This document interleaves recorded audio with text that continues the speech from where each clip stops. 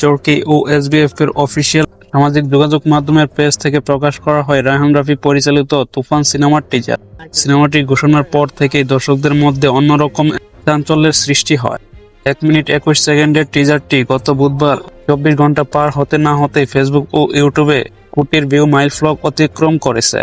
প্রযোজনা প্রতিষ্ঠানের পক্ষ থেকে কোটি ভিউ পার হওয়ার খবরটি এভাবেই জানানো হয়, জ্বরের বেগে 1 কোটি পার। কিন্তু কি এমন আছে টিজারটিতে যা দর্শকেরা এত পছন্দ করেছেন? জেনে নেওয়া যাক কারণগুলো। প্রথমেই থাকছে সিনেমাটিতে অন্য এক সাকিব খানকে দেখা যায়। সিনেমায় সাকিব খান আছেন, ভক্তদের জন্য কেবল এ তথ্যই যথেষ্ট। নির্মাতা কে, গল্প কি, এসব যেন তুচ্ছ। দেশের সিনেমার অন্যতম এই তারকা সিনেমা সুপারহিট করে ভক্তদের অনেকবারই সেই প্রমাণ দিয়েছেন। তবে তুফানের টিজারে যে সাকিবকে দেখা গেছে, তার হাঁটা চলা, গাড়ির বনেটে বসে থাকা, মেশিন গান চালানো পর্দায় যেন অন্য সাকিবের বিভাগের ইঙ্গিত দিচ্ছে।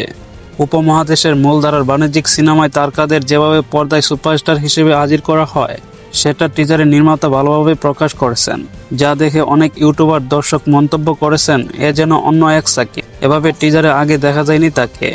অভিনেতা সাকিব, পর্দায় তারকা সাকিবকে অনেকবারই দেখা গেছে। সম্প্রতি মুক্তি পাওয়া তার সিনেমাগুলোতে অভিনেতা সাকিবকেও ভালোভাবে পাওয়া যাচ্ছিল। কিন্তু তুফানের টিজারে সাকিব যেভাবে পর্দায় নিজের অভিব্যক্তি প্রকাশ করেছেন, তা দেখে অনেকেই বলে উঠেছেন এই না হলে অভিনেতা সাকিব। বিশেষ করে টিজারের শেষের দিকে বাথটাবের দৃশ্যটি তিনি যেভাবে নিজের খুব উগরে দিয়েছেন, সেটা ছিল দারুণ। চঞ্চলের বাজিমাত। তুফানের টিজার ছিল সাকিবময়, কিন্তু টিজারের একেবারে শেষে স্বল্প সময়ের উপস্থিতি দিয়ে নিজের জাত চিনিয়েছেন চঞ্চল চৌধুরী। এই মুহূর্তে দুই বাংলায় অন্যতম চর্চিত এই অভিনেতার মুখে তুফান বই পাইছি রে সংলাপ আর হাসি শুনে চমকে গেছেন দর্শক ভক্তরা। অনেকে মন্তব্যের গড়ে লিখেছেন সাকিব ভার্সেস চঞ্চল, এবার হবে শেয়ানের টক্কর। শুরুর মনোলগ। তুফান সিনেমার টিজার দিয়ে শুরু হয় সাকিব খানের ভয়েস ওভারে মনোলগ দিয়ে, যেখানে সাধু ভাষায় ঢাকাই সিনেমার এই নায়ককে নিজের আধিপত্য বিস্তারের ঘোষণা দিতে শোনা যায়। এ ধরনের মনোলগ আগে সাকিবের মুখে খুব একটা শোনা যায়নি। এটিও মুগ্ধ করেছে তার ভক্ত অনুরাগীদের। গানের জাদু। তুফানে কয়েকটি গান থাকবে, কারা গানগুলো গেয়েছেন এসব কিছু এখনো জানা যায়নি। তবে টিজারে বাজতে থাকা তুফান এলোরে শুনে মুগ্ধ হয়েছেন সবাই। পশ্চিমবঙ্গের অনেক ইউটিউবারও গানটির প্রশংসা করেছেন। অনেকে এমনও বলেছেন সিনেমাটি মুক্তির পর গানটি সবার মুখে মুখে ছড়িয়ে পড়বে। অন্য স্বাদ। এটা বাংলাদেশের সিনেমার টিজার। তুফানের ঝলক দেখার পর প্রশ্নটি মনে হয়েছিল অনেকেরই। টিজারে যেভাবে অতীতের একটি নির্দিষ্ট সময়ের প্রেক্ষাপট দেখানো হয়েছে, অ্যাকশনের ঝলক প্রকাশ্যে এসেছে, তা দেখে অনেকেই বিস্ময় প্রকাশ করেছেন।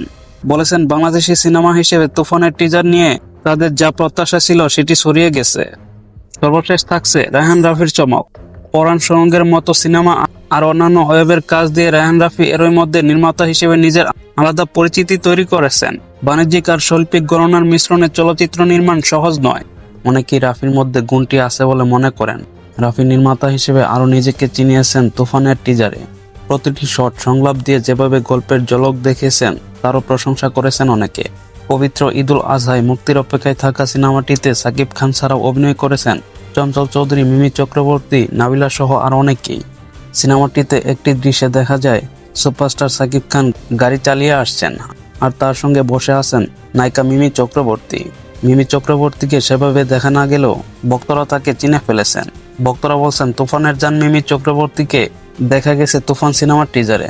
এরই মধ্যে তুফানের টিজার দেখে সাকিব ভক্ত এবং হ্যাটার্সরাও তুফানের টিজারের প্রশংসা করছেন। অনেকেই বলছেন তুফানের টিজার কেজিএফ এবং অ্যানিমেলের কপি। এর আগে রায়হান রাফি একটি ইন্টারভিউতে বলেছিলেন তুফান সিনেমাটি হবে পুষ্পা এবং কেজিএফ এর মতো একটি সিনেমা। তিনি সেভাবেই তুফান সিনেমাটি তৈরি করতে চান, তবে গল্পে কোনো মিল থাকবে না।